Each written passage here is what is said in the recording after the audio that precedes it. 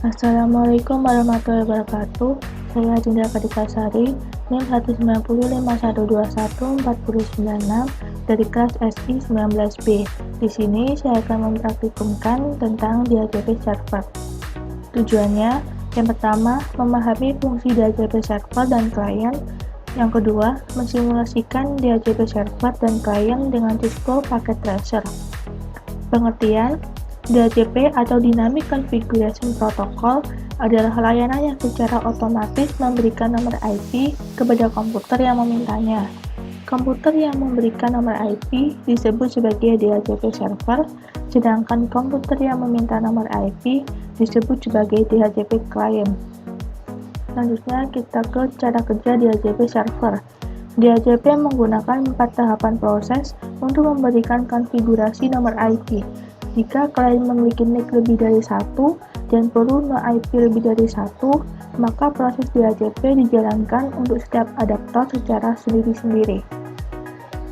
Yang pertama, DHCP Discover. Klien meminta nomor IP ke server atau broadcast mencari DHCP server. Yang kedua, DHCP Over. DHCP server bisa satu atau lebih server jika memang ada 2 atau lebih DHCP server yang mempunyai nomor IP, memberikan penawaran ke klien tersebut. Yang ketiga, DHCP Request.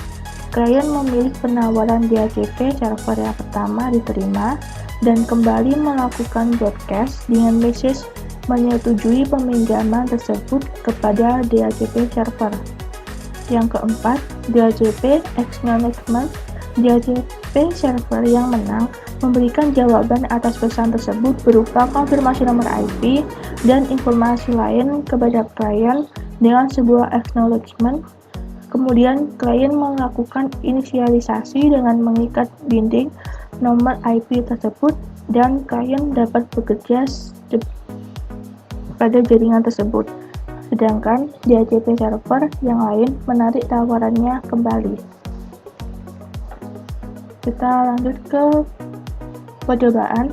Yang pertama, skenario. Dalam percobaan ini, kita akan mensimulasikan DHCP server dan DHCP client di atas jaringan wireless bridge yang telah kita praktikumkan sebelumnya.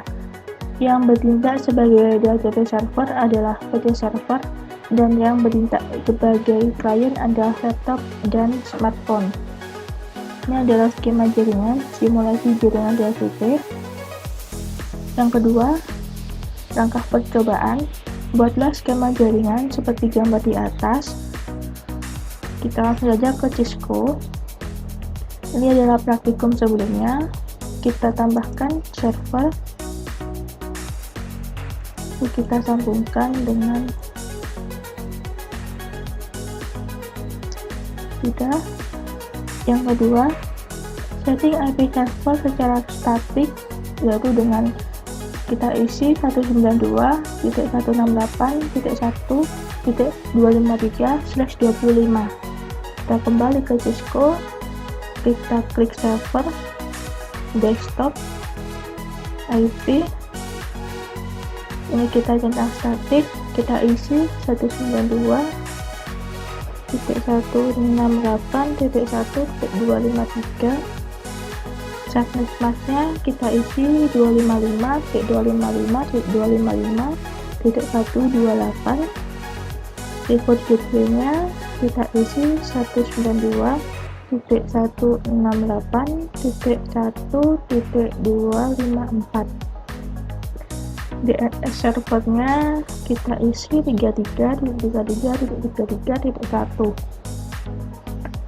Sudah, kita close. Yang ketiga, aktifkan DHCP server dengan konfigurasi seperti gambar berikut. Kita kembali ke Cisco, kita klik server, service, kita klik DHCP. Di sini service-nya kita on-kan. Kita klik ini. Default gateway-nya kita isi 192.168.1.254, sama seperti yang tadi. DNS servernya kita isi 33.33.33.1.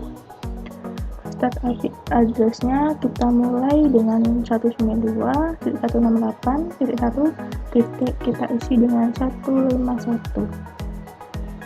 Subtext mask-nya sama 255.255.255.128. Setelah ini selesai, kita save dan ini sudah berubah. Kita close. Selanjutnya yang keempat, aktifkan laptop dengan menggunakan DHCP client dan pastikan sudah mendapatkan IP dari DHCP server. Kita kembali, kita klik laptop, lalu desktop, ke IP configuration, kita ubah ke DHCP. Request IP address, ini IP-nya sudah mendapatkan IP dari DHCP server dengan 192.168.1.152. Subnext mask-nya 255.128, default gateway-nya sama, DNS servernya juga sama. Kita close. Selanjutnya adalah yang kelima, aktifkan pula smartphone dengan menggunakan DHCP client dan pastikan sudah mendapatkan IP dari DHCP server. Kita kembali, kita klik smartphone, desktop, IP configuration, kita klik DHCP request, dan ini sukses mendapatkan IP dari DHCP server dengan IP 192.168.1.153, objek pasnya sama 255.128, default gateway-nya sama 192.168.1.254, dan servernya juga sama. Sekian dari saya. Wassalamualaikum warahmatullahi wabarakatuh.